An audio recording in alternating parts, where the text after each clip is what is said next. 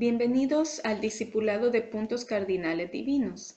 Esta es la tercera clase y hemos aprendido que hay 4 puntos cardinales divinos que son visión, relación, familia y cuerpo, y que estos nos mantienen enfocados en el propósito que Dios tiene para nuestras vidas. Oremos para iniciar.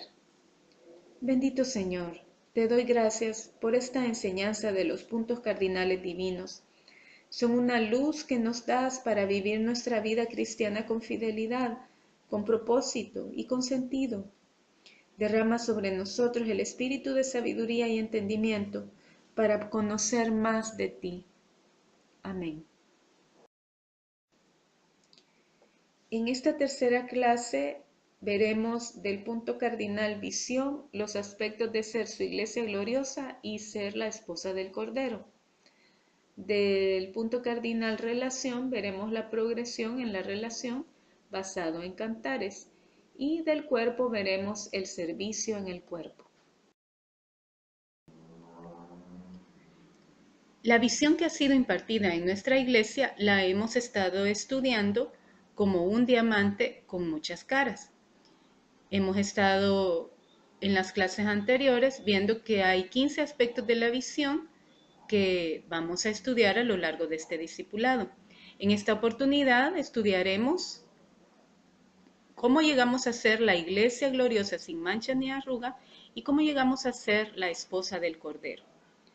Pero para que podamos tener un mayor entendimiento de estos dos aspectos de la visión, vamos a tener que estudiar eventos de los tiempos del fin. O sea que vamos a estudiar un poco de escatología. Lo vamos a estudiar a través del libro de Apocalipsis en los capítulos que son del 10 al 22. Es allí donde aparecen detallados los eventos que suceden en los últimos 7 años de la era de la Iglesia, que finalizan con la gloriosa segunda venida de nuestro Señor Jesús, y allí sucede las bodas del Cordero. Entonces aparece por primera vez la figura de la esposa del Cordero. Luego veremos que hay un periodo que se llama milenio, y al final de este periodo que se llama milenio está el juicio del gran trono blanco, y también termina con el aparecimiento de los cielos nuevos y la tierra nueva, y el descenso de la nueva Jerusalén. Y de nuevo aparece la figura de la esposa del Cordero. Así que allí es a donde cada creyente debería apuntarle. Esa debería ser la meta por la que él es llevado a lo largo de su vida, con la mirada fija en querer ser parte de esta gloriosa esposa del Cordero. Veamos entonces a continuación este recorrido rápido de estos capítulos del libro de Apocalipsis.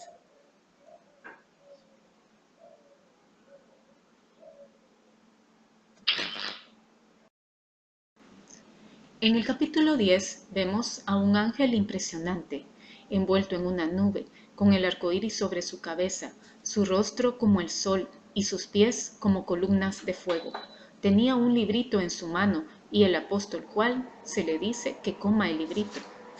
En el capítulo 11 aparecen los 2 testigos, que tienen el poder de hacer salir fuego de su boca que devora a sus enemigos, poder para cerrar el cielo para que no llueva, poder para convertir el agua en sangre. Estos 2 testigos son Moisés y Elías.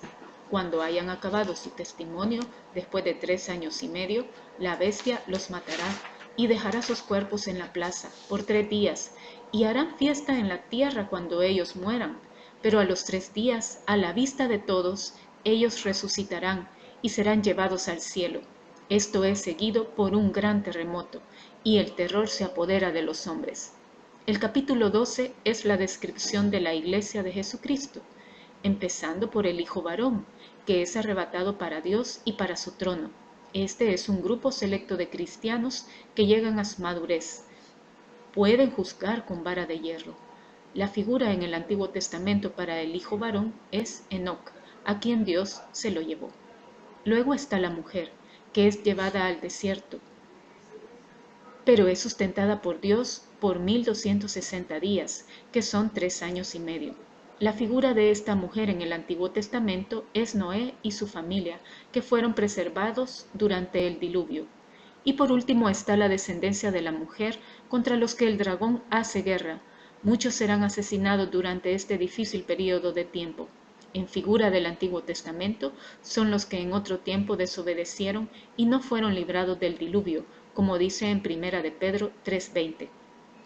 El capítulo 13 describe al anticristo, la bestia.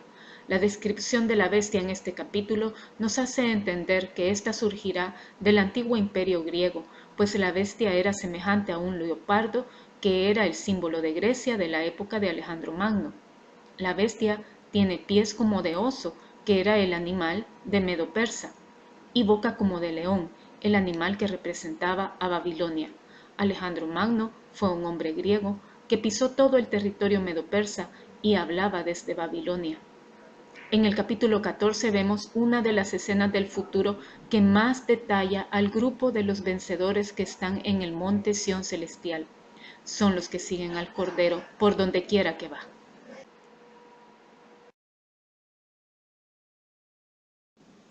Los capítulos 15 y 16 describen el derramamiento de las 7 copas.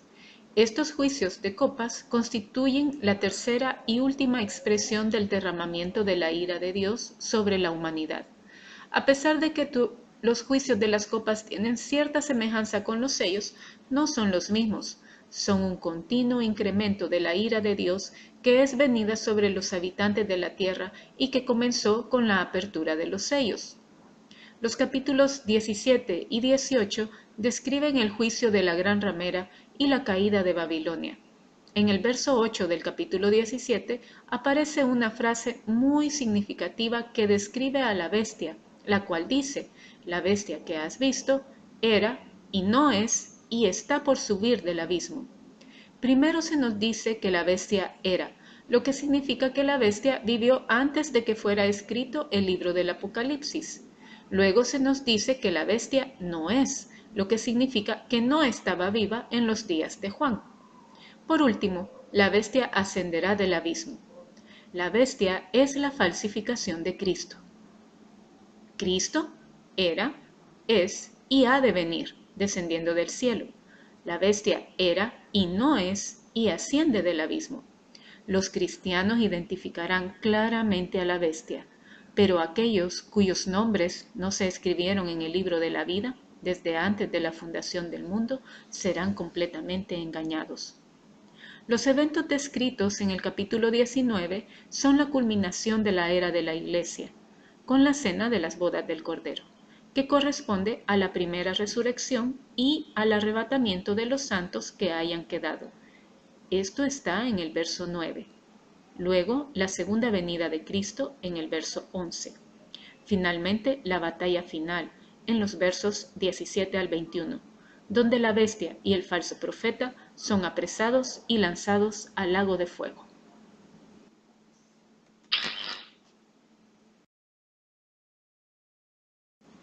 El capítulo 20 es el capítulo del milenio, un reino de paz y justicia donde nuestro Señor Jesús gobierna sobre las naciones. Satanás ha sido atado por 1000 años. Al final de los 1000 años, él es soltado y sale a engañar a las naciones. Sorprendentemente, millones son engañados, a pesar de un milenio de bondad y justicia, y sin Satanás por en medio. La rebeldía en el corazón del hombre revela que ese es su mayor problema.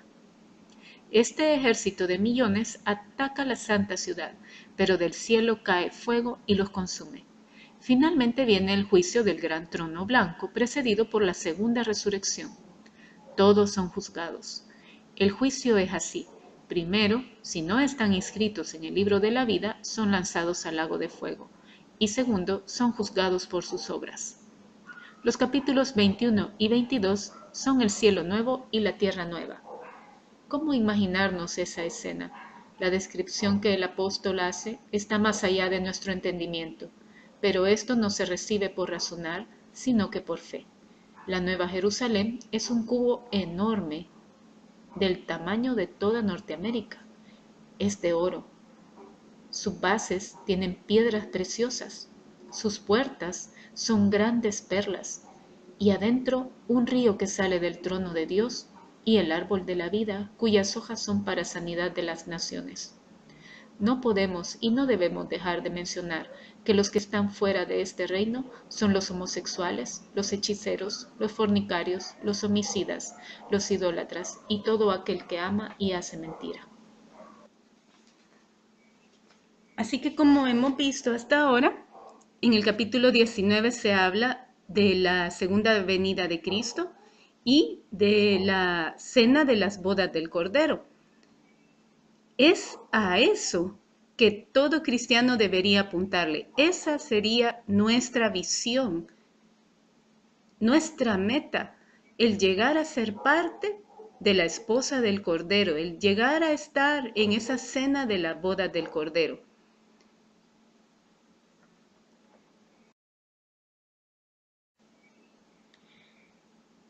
Veamos más en detalle la iglesia gloriosa y la esposa del Cordero. Ser su iglesia gloriosa viene de este verso de Efesios 5:27, a fin de presentársela a sí mismo, una iglesia gloriosa que no tuviese mancha, ni arruga, ni cosa semejante, sino que fuese santa y sin mancha. Una mujer sabe que un vestido con esa mancha puede volverse inservible. Y lo que Dios nos está diciendo con este verso es que Él quiere que nuestras vestiduras de justicia sean inmaculadas. Pero para poder quitar esa mancha, que es el pecado, la única medida es la sangre de Jesucristo. Ese es el único quitamanchas para el pecado.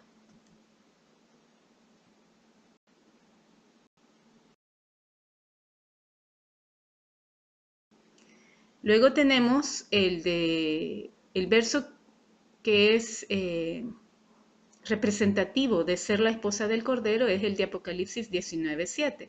Ahí dice, gocémonos y alegrémonos y démosle gloria, porque han llegado las bodas del Cordero y su esposa se ha preparado, y a ella se le ha concedido que se vista de lino fino, limpio y resplandeciente, porque el lino fino es las acciones justas de los santos. No todos los cristianos salvos llegarán a ser parte de la esposa del Cordero, sino los que han recibido vestidura de lino fino.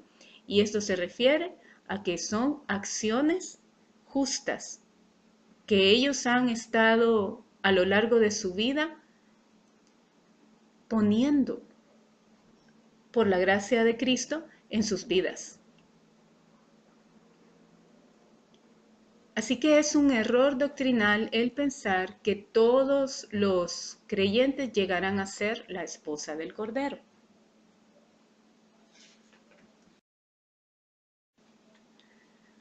Los cristianos que serán la iglesia gloriosa son aquellos que permiten que el Espíritu Santo quite de sus vidas toda mancha y arruga que representa el pecado y la inmadurez espiritual. Los cristianos que serán la esposa del Cordero son aquellos que dejaron todo pecado y toda inmadurez y llegaron a ser como Él, como nuestro Señor Jesús, santos y sin mancha. Llegaron a ser el producto terminado de Dios. Aquellos que reciban el perdón de pecados por medio de Jesucristo serán salvos.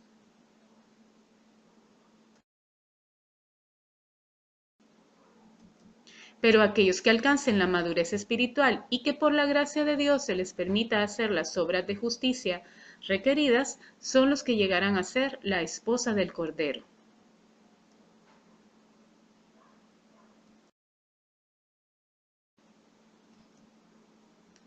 Ser la esposa del Cordero viene como resultado de recibir la fe para dejar todo pecado y ser obediente a todos los mandamientos de Dios. En Colosenses 3:5 se nos insta a hacer morir fornicación, impureza, malos deseos, avaricia. En Colosenses 3:8 se nos insta a dejar toda ira, todo enojo, toda malicia, toda blasfemia, toda palabra deshonesta. Y en los versículos 12 al 14 de Colosenses 3 se nos dice que debemos vestirnos de misericordia, de bondad, de humildad, de mansedumbre, de paciencia. Nos dice que debemos soportarnos unos a otros, que nos debemos perdonar unos a otros y que nos debemos vestir de amor y que seamos agradecidos. Estos cristianos son los que llegan a ser parte de este grupo de personas que se llaman la esposa del Cordero.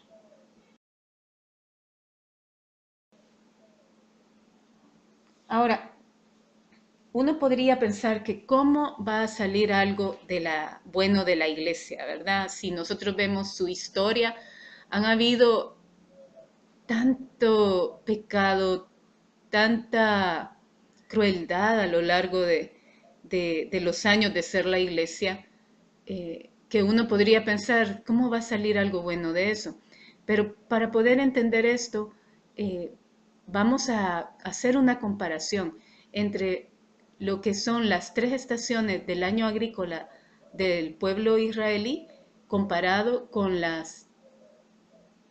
era de la iglesia que ya tiene 2000 años de ser esta era.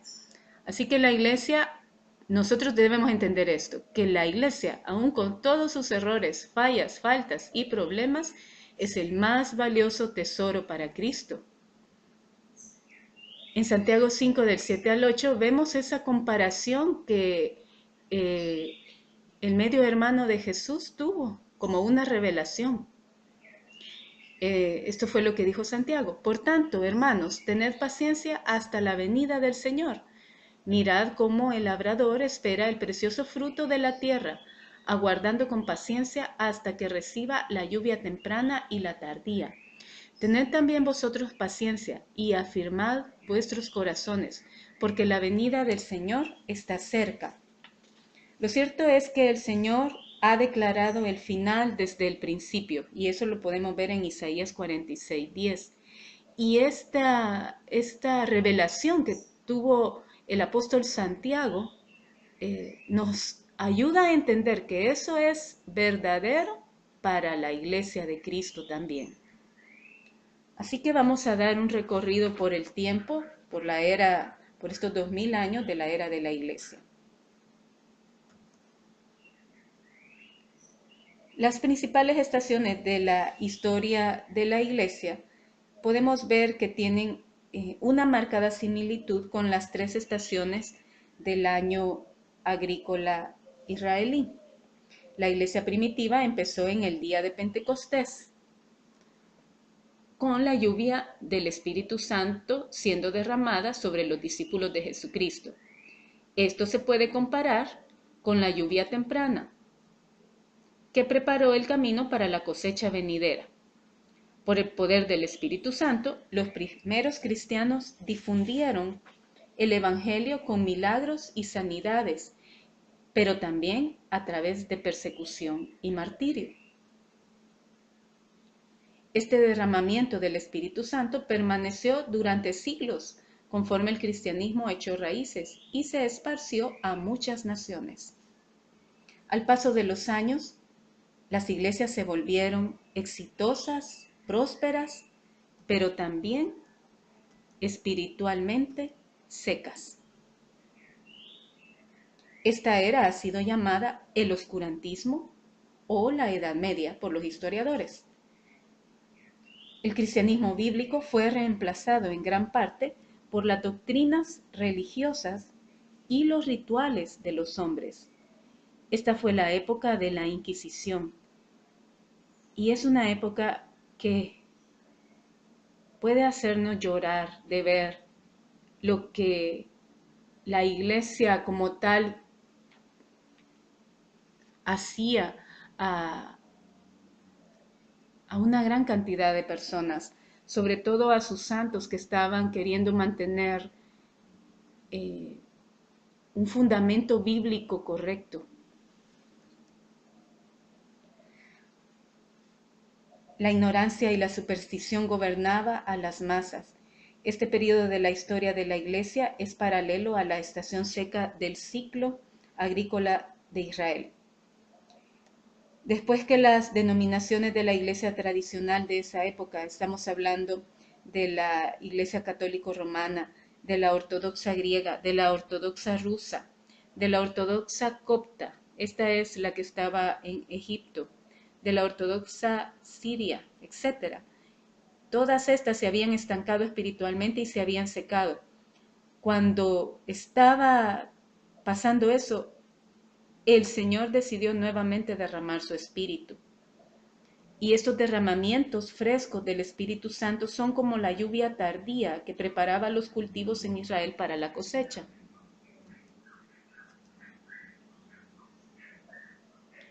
Desde el tiempo de la Reforma Protestante, una multitud de organizaciones, avivamientos y movimientos misioneros han estado restaurando la iglesia y preparando una cosecha mundial para la segunda venida de Cristo. Esta tercera estación es lo que llamamos la iglesia de los tiempos del fin. Así que si recordamos la profecía de Santiago, eso nos da un bosquejo claro y sencillo de la era de la iglesia y confirma Isaías 46:10, en el que el profeta dice que Dios está declarando el fin desde el principio.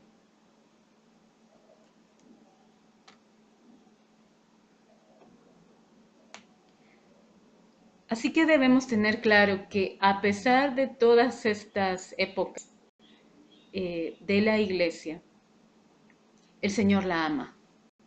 El Señor ha hecho grandes cosas por su iglesia.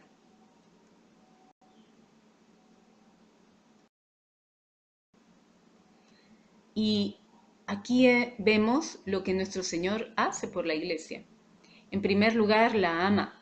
Efesios 5:25 dice, maridos, amad a vuestras mujeres, así como Cristo amó a la iglesia y se entregó a sí mismo por ella. La edifica. En Mateo 16:18 dice, y yo también te digo que tú eres Pedro, y sobre esta roca edificaré mi iglesia, y las puertas del Hades no prevalecerán contra ella. La ganó con su sangre. Hechos 20:28 dice, por tanto, mirad por vosotros y por todo el rebaño en que el Espíritu Santo os ha puesto por obispos para apacentar la iglesia del Señor, la cual él ganó por su propia sangre. La acrecienta. Hechos 2:47 dice, alabando a Dios y teniendo favor con todo el pueblo, y el Señor añadía cada día a la iglesia los que habían de ser salvos. La santifica. Efesios 5:26 dice, para santificarla. Y la purifica, habiéndola purificado en el lavamiento del agua por la palabra. Y la sustenta y la cuida. Efesios 5:29 dice, porque nadie aborreció jamás a su propia carne, sino que la sustenta y la cuida, como también Cristo a la iglesia. Así que todo esto es lo que el Señor hace por la iglesia. Pero, ¿qué es lo que nosotros debemos hacer? ¿Cuál es nuestra parte? Nuestra parte es madurar.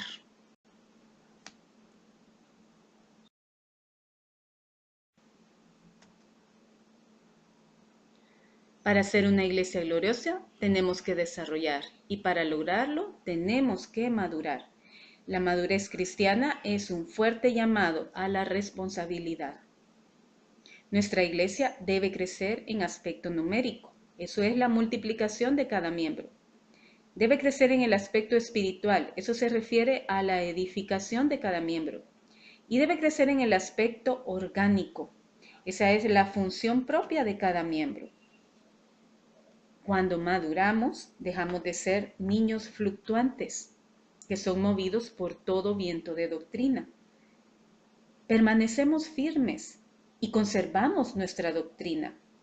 Somos lo que dice el Salmo 92, del 12 al 14.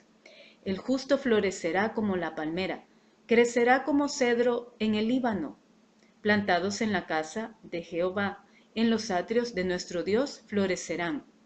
Aún en la vejez fructificarán, estarán vigorosos y verdes. Pero todo esto requiere tiempo. Echar una raíz tan grande como la de ese roble puede requerir hasta 200 años para tener una plena madurez. Y nosotros estamos en ese proceso. Y otra cosa importante que debemos entender es que no es un miembro aislado el que lo tiene que lograr. Somos un organismo corporativo, así que nadie debe quedarse rezagado. Ahora vamos a hablar ciertos aspectos de la madurez y cómo debemos permanecer en ese paso firme a lo largo de nuestra vida, hasta cuando ya peinemos canas. Porque la última parte del verso del Salmo 92 dice: aún en la vejez fructificarán, estarán vigorosos y verdes. A los ojos de Dios no hay nada más bello que una vida recta dedicada a su servicio.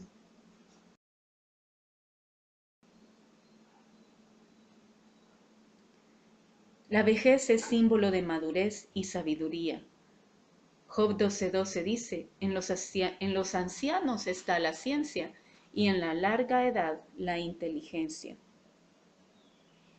Pero, ¿seremos maduros cuando ya peinemos canas? ¿Cuando nuestra cara muestre el paso de muchos años? Que nuestras arrugas, hermanos, no solo oculten el rostro lozano que antes fue, sino que también sean las marcas que ha dejado el paso de los años, pero que han sido de sabiduría, que muestren nuestra fidelidad a Dios cuando las circunstancias no eran favorables.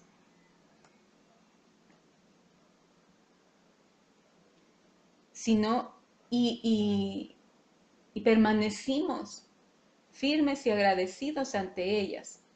Saben que los robles tienen surcos profundos, que dejaron los años de inundaciones y sequías que sufrieron, pero allí están firmes, inamovibles. De eso se trata madurar en el Señor. Pero hay que mantenerse en el camino de justicia, como dice Proverbios 16:31. Corona de honra es la vejez que se halla en el camino de justicia. Para Dios esto merece honra. Delante de las canas te levantarás y honrarás el rostro del anciano y de tu Dios tendrás temor.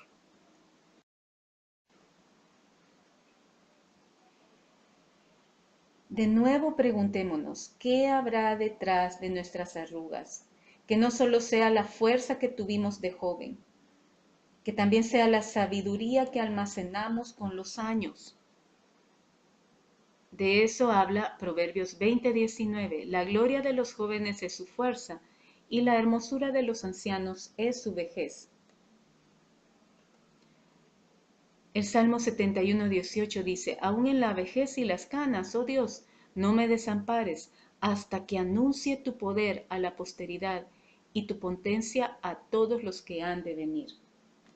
Y este verso me hace recordar las palabras del apóstol Pablo de Filipenses 3:13, que dice: yo mismo no pretendo haberlo ya alcanzado, pero una cosa hago, olvidando ciertamente lo que queda atrás y extendiéndome a lo que está delante, prosigo a la meta, al premio del supremo llamamiento de Dios en Cristo Jesús. Que aun cuando ya estemos entrados en años, hermanos, sigamos corriendo, sigamos entendiendo, como dijo el apóstol Pablo, que hay que olvidar lo que queda atrás y seguir adelante, para alcanzar el premio del supremo llamamiento de Dios en Cristo Jesús.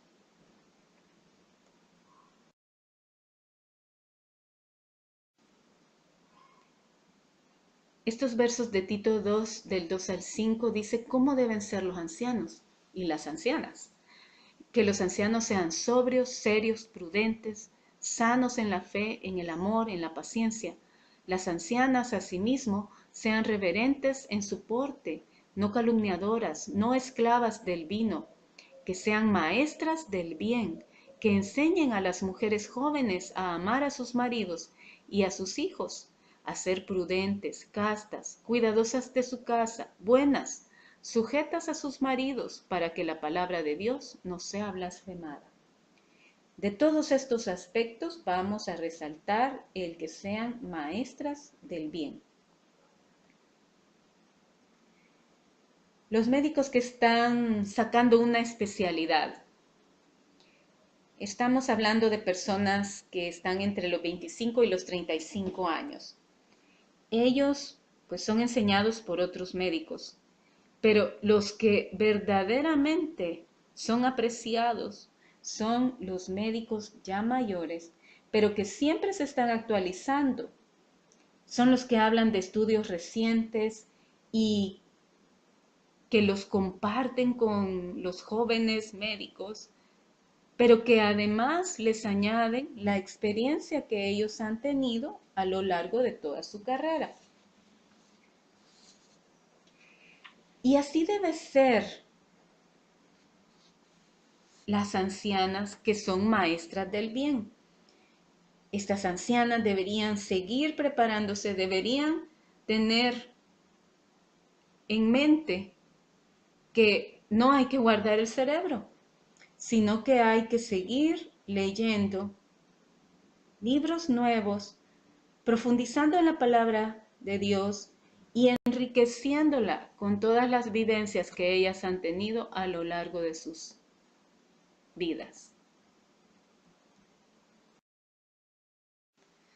En estos versos de Gálatas 6, del 7 al 10, tenemos la ley de la siembra y la cosecha. Leámoslo. No os engañéis, Dios no puede ser burlado, pues todo lo que el hombre sembrare, eso también segará. Porque el que siembra para su carne, de la carne segará corrupción, mas el que siembra para el Espíritu, del Espíritu segará vida eterna. No nos cansemos, pues, de hacer el bien, porque a su tiempo segaremos si no desmayamos. Así que según tengamos oportunidad, hagamos bien a todos y mayormente a los de la familia de la fe. La verdadera cosecha de nuestra vida la tendremos al final de nuestra vida. Seguramente en nuestra vejez cosecharemos lo que hemos sembrado en nuestra juventud o en nuestra edad adulta joven o en nuestra edad adulta. Lo importante es que debemos sembrar para el Espíritu. Y eso se refiere a que debemos sembrar los frutos del Espíritu en nuestra vida. Debemos sembrar en las otras personas bondad. Debemos sembrar amor. Debemos sembrar amabilidad. Debemos sembrar ser agradables a los demás. Una vez en una conferencia de enfermedad de Alzheimer, estaba contando una persona un testimonio acerca de su padre que estaba padeciendo la enfermedad de Alzheimer. Y esa persona decía que su papá había olvidado todo, pero no había olvidado cómo ser. Él, a pesar de que no recordaba nada, él era un anciano que se mostraba siempre alegre, se mostraba amable, se mostraba cariñoso con los demás. Y eso hacía que todas las demás personas, aunque sabían que no recordaban nada, quisieran estar al lado de este anciano. También habían otros testimonios en los que habían personas con enfermedad de Alzheimer que no era agradable estar al lado de ellos, pues tenían mucha amargura y mucho resentimiento que estaban sacando en ese momento en sus vidas. Eso quiere decir que el carácter de Cristo, los frutos del Espíritu que se hayan sembrado en nuestra juventud, esos no se olvidan, esos están allí en la genética del Espíritu. Y eso es lo que el Señor quiere que hagamos. Eso permanece. Esa es la verdadera cosecha que Él quiere que hagamos.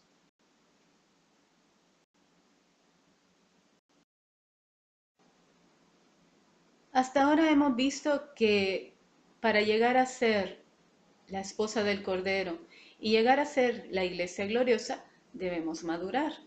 Pero, ¿cómo maduramos?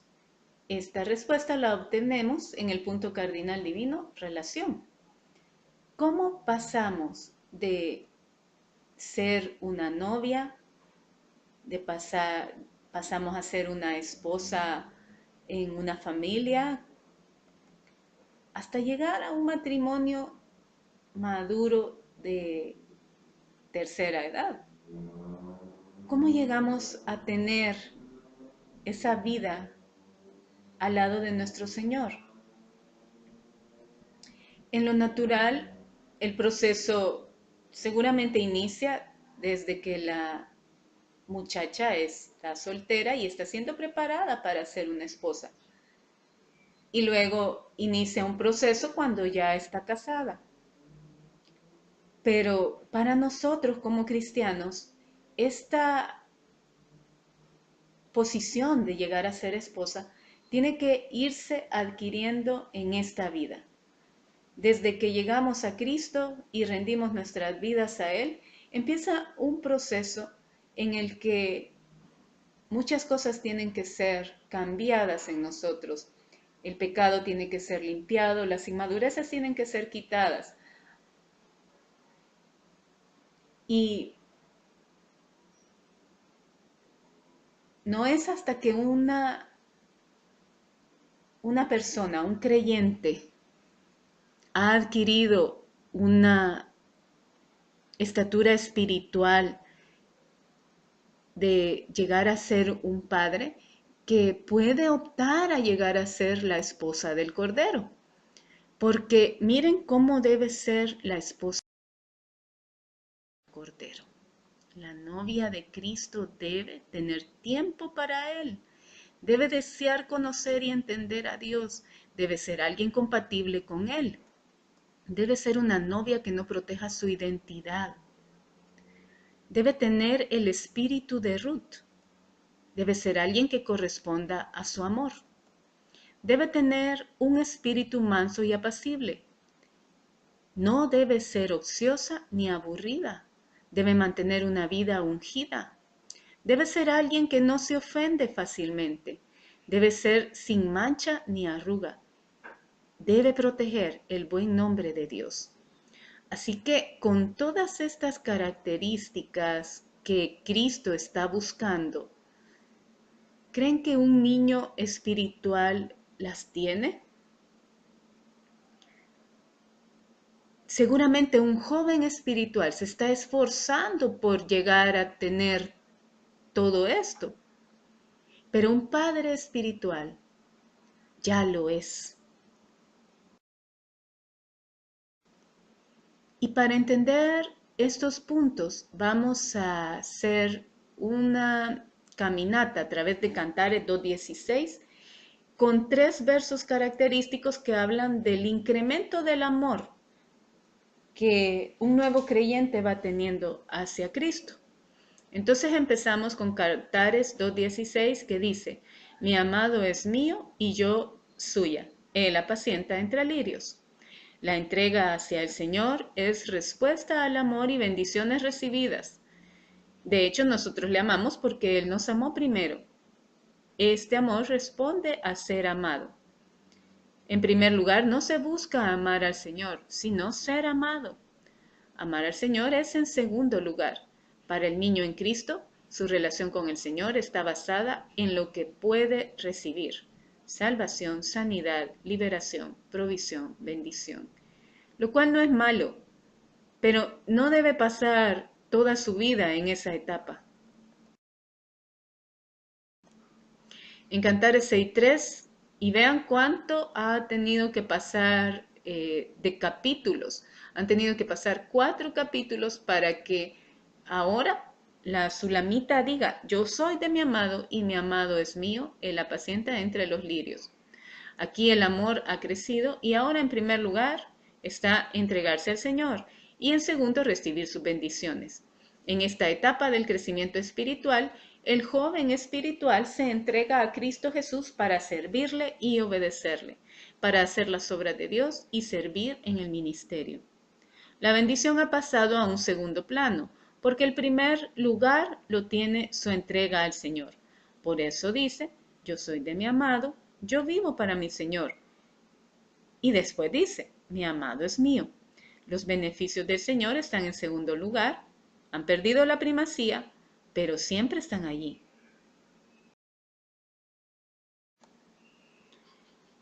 Y este es el amor maduro.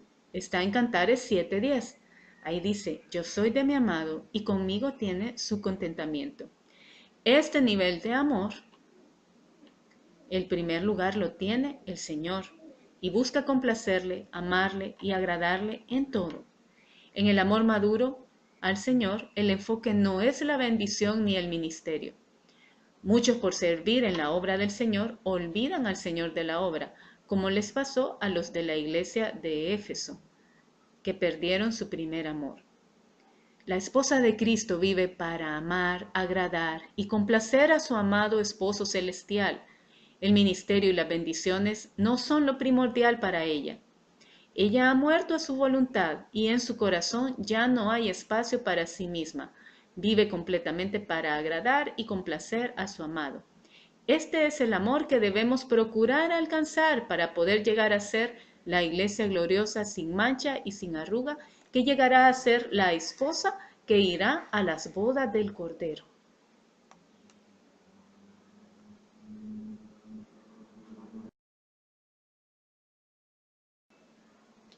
En la medida que vamos profundizando en nuestra relación con el Señor, va a ir sucediendo esa progresión que se da en el libro de Cantares, en la relación de la Sulamita con el rey. De la misma forma, nuestra relación, en la medida que se va volviendo cada vez más estrecha con nuestro Señor Jesús, se irá haciendo, por la gracia de Dios, más profunda, más madura, con un amor más ágape cada vez. Pero también el cuerpo es otro punto cardinal que nos ayuda a madurar. Veamos cómo puede ser esto. En la clase anterior vimos algunos aspectos de la familia espiritual y debemos entender que el cuerpo de Cristo es diferente de la familia espiritual. La función es lo que los diferencia. En Hechos 20:24 el apóstol Pablo toca estos dos aspectos. Él dice, pero de ninguna cosa hago caso, ni estimo preciosa mi vida para mí mismo, con tal que acabe mi carrera con gozo y el ministerio que recibí del Señor Jesús para dar testimonio del Evangelio de la gracia de Dios. Entonces, la carrera se refiere al carácter y el ministerio se refiere al servicio. Así que la familia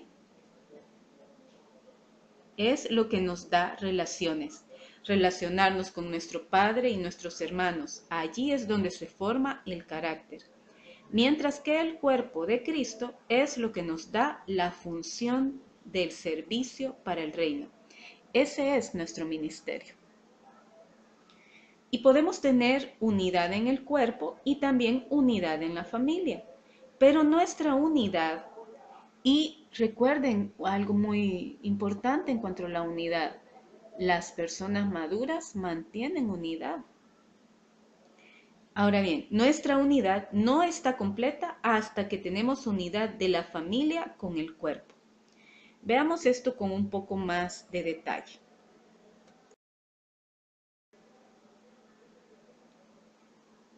Una persona puede estar sirviendo en el cuerpo de Cristo con la visión del supremo llamamiento. y realiza un trabajo excelente, camina en unidad con todos los miembros del cuerpo, pero puede no estar en unidad en la familia, pues no ha tenido las relaciones con los hermanos que lo hacen ser parte de la familia. Este cristiano, aunque es un gran colaborador en el reino de Dios, está incompleto. También puede ser un miembro de la familia con relaciones maravillosas con los hermanos. Tiene unidad con la familia, pero no es miembro del cuerpo porque no está contribuyendo a la edificación del reino. También es un cristiano incompleto.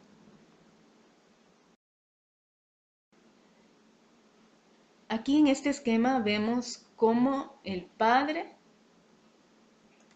y el Hijo se vuelven parte de estos dos puntos cardinales divinos. El Padre es el Padre de la familia y Cristo es la cabeza del cuerpo. La familia y el cuerpo están relacionados en el crecimiento y en la función de los miembros. Los dos nos ayudan a crecer y a servir. En la familia crecemos desde niño, joven y padre, y cada uno de ellos también va a realizar un ministerio diferente.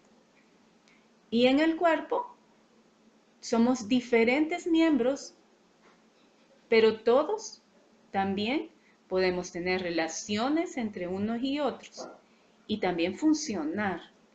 Ahora vean bien, al final hemos visto que hay padre en la familia, donde está la línea de niño, joven y padre, se vuelve a repetir esa función, porque el padre espera que cada uno de los creyentes llegue a tener esa estatura de ser padre espiritual.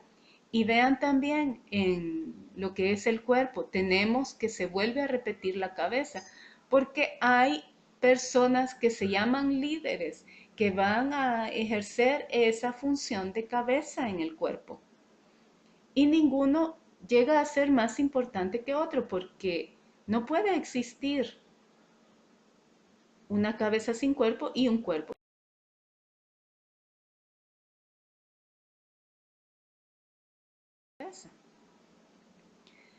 Aquí vemos cómo la familia está relacionada con compartir, ¿verdad? Con relacionarnos los hermanos los unos con los otros.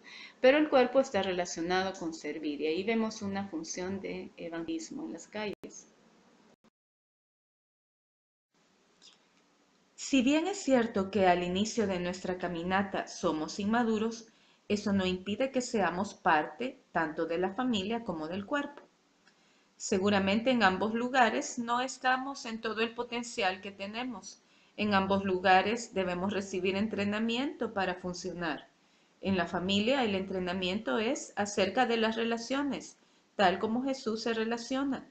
En el cuerpo el entrenamiento es acerca de alcanzar la capacidad de hacer todo para Dios, guiados por la cabeza que es Cristo.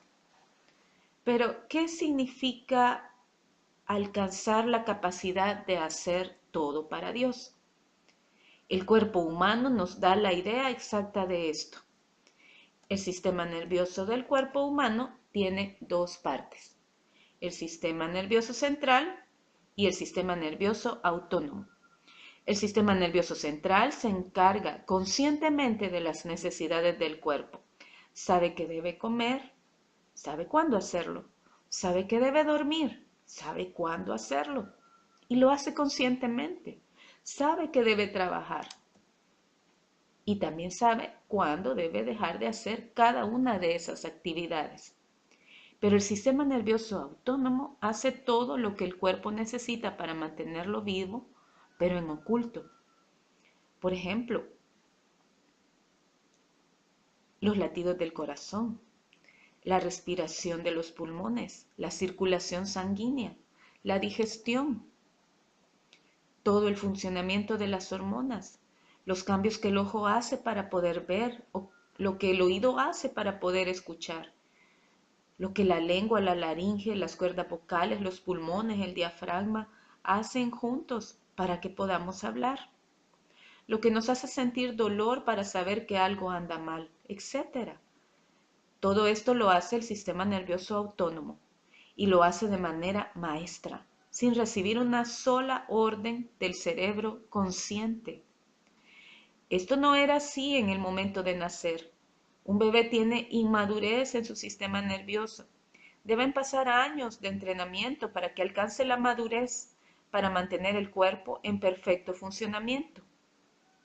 Pero ahora volvamos al cuerpo de Cristo, pues hemos vuelto a tocar la palabra madurez. Un miembro debe llegar a ser autónomo en su función del cuerpo. Eso significa que una vez ha sido entrenado para hacer algo en el cuerpo, no debe estar preguntando constantemente cómo hacerlo ni cuándo hacerlo, pues sabrá que debe hacerlo para contribuir a la vida del cuerpo. Y por otra parte, es importante entender que ser autónomo no es ser independiente. No hay una sola función en el cuerpo humano que sea exclusiva de una sola célula. No, no, no. Son conglomerados de células formando órganos especializados en realizar algo. Así es como Dios quiere que seamos. Si, por ejemplo, somos personas que ayudan, unámonos a otros que ayudan y unidos en amor, el cuerpo crece. Pablo habla de que a través de las coyunturas, las articulaciones, crece el cuerpo. Y si bien el cuerpo de Cristo no tiene forma humana, sí debe estar unido por los miembros que son coyunturas y lo hacen crecer. Y estos son los apóstoles, los profetas, los evangelistas, los pastores y los maestros. El estar unidos nos hace caminar en obediencia a la cabeza. El apóstol Pablo parece que tenía en esta iglesia de Corintios serios problemas con los miembros, porque leemos en estos versos de 1 de Corintios 12, del 12 al 13. Porque así como el cuerpo es uno y tiene muchos miembros, pero todos los miembros del cuerpo, siendo muchos, son un solo cuerpo, así también Cristo. Porque por un solo espíritu fuimos todos bautizados en un cuerpo, sean judíos o griegos, sean esclavos o libres, y a todos se nos dio a beber de un mismo espíritu. Y antes él ha estado hablando que si alguien no es ojo, entonces se sentía que no era parte del cuerpo. Si alguien no era lengua, se sentía que no era parte del cuerpo. Parece que todos querían tener un don en profecía, tal vez, o en enseñanza, o en predicar. Y los que no hacían eso, entonces eran miembros de segunda categoría. Y el apóstol Pablo les dice que eso no es así, que el cuerpo no puede ser una sola oreja o un solo ojo. Sería algo totalmente deforme.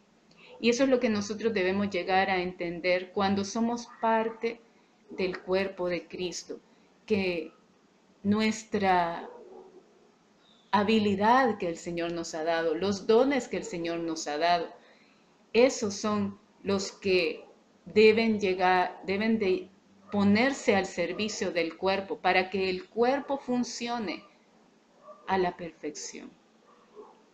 Y eso también nos habla de madurez, porque la persona madura deja de compararse, deja de tener envidias y deja de tener celos de los demás. Así que el cuerpo, como punto cardinal divino, también es una gran herramienta para mantenernos enfocados en el propósito de Dios.